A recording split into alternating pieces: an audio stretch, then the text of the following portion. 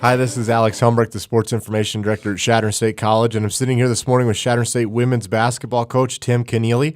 The Eagles dropped 2 games to 2 tough opponents from Denver last weekend in Chadron, a 76-40 loss to Metro State, a team that was receiving votes in the top 25 poll. They're currently not in there, but if they continue to play the way they played on this road stretch, they could get back in there. And then Regis University, a very tough team, a well-coached team, won 76-57.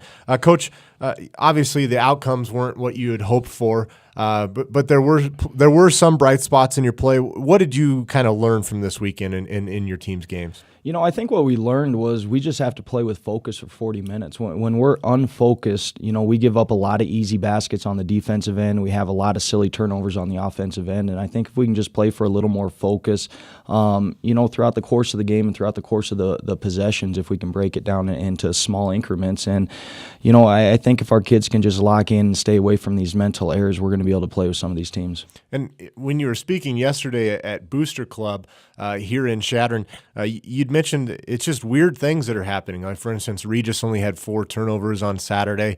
Certainly one of those things you can't really ever coach against, or a player who shoots 20% from the 3 goes off and makes 4 or 5. How do you keep your team focused when kind of those, I guess, anomalies happen? And that's the tough part, Alex. That's what we're kind of struggling with as a coaching staff right now, is it seems like every game, you know, every kid will make 2 or 3 errors that aren't the same. You know, so you have player A making 3 or 4 errors that have a big impact on the game. And then you have player B making 3 or 4 errors, but they're different errors. You know, so as a coaching staff, you try to figure out, you know, as a whole, what do we need to work on? What are the 1 or 2 goals that we can focus on that'll help us the most? And, you know, I think for us, it's confidence and it's focus. And that's kind of the interesting thing about basketball. You can see a game, a 15-point game. It looks like it was a great win for another team and a blowout loss for the other, but really 4 or 5 things go the other team's way, it's probably a 15-point win in the other direction. Yeah, and it's amazing how little things can impact the course of a game. You know, I know against Regis, I think in the second half there, we cut it to 6 points. They called a timeout. We had, you know, we were on defense, and they come out, and we have a good defensive stop. They miss they had to take a bad shot. They miss it.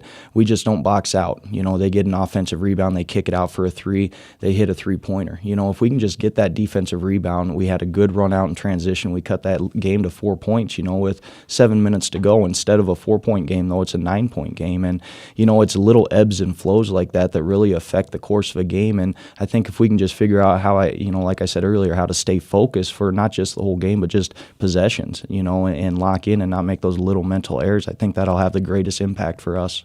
Well, the Eagles have played 7 of their last 9 games at home. It's kind of hard to believe. They had a long road trip to New Mexico and western New Mexico, but they're back on the road this weekend. They're going to play 2 talented teams. They'll be at Western State on Friday and then Colorado Mesa on Saturday. Western State is a team the Eagles have had some success with this year. They earned their first win of the season, 78-70, when they hosted them back in early December. And Colorado Mesa is a team Chadron State's also familiar with.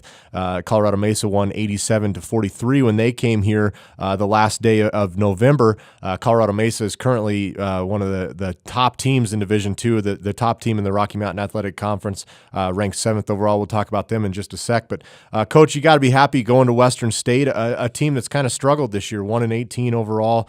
Their only win of the season was a 59-50 victory over Western New Mexico, and a team that you've had some success with.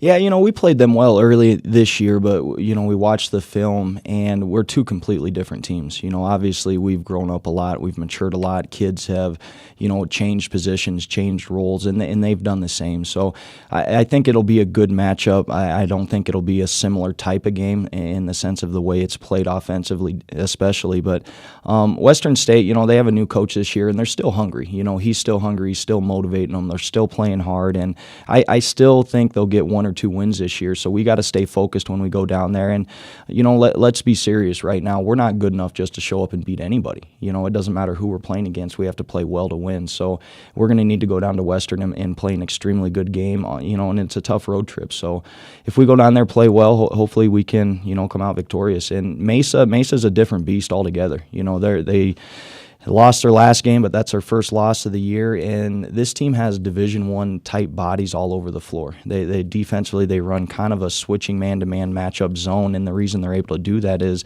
all their players, move generally the same way. They're all about 5'8" to 6'2", long and athletic. And when you have kids that are kind of in the same mold like that, you can switch things up defensively and really try to make it easy on yourselves, which they do. Yeah, Mesa is currently 18-1 overall. As Coach mentioned, they lost their last game. That was at Colorado Christian, a 77-73 setback for the Mavericks. And as Coach has said on this show before, Colorado Christian, one of those teams hard to prepare for. They run a very unique defense. And they kind of recruit to that defense, so they have the players in the right position. Kelsey Siegel leads Mesa with 17.8 points per game. He's also one of their top rebounders at 6.3. But what makes Mesa tough is how well they shoot from the free throw line. They're 75% as a team. And their top two players, Siegel and Katrina Seltzer, are both over 80.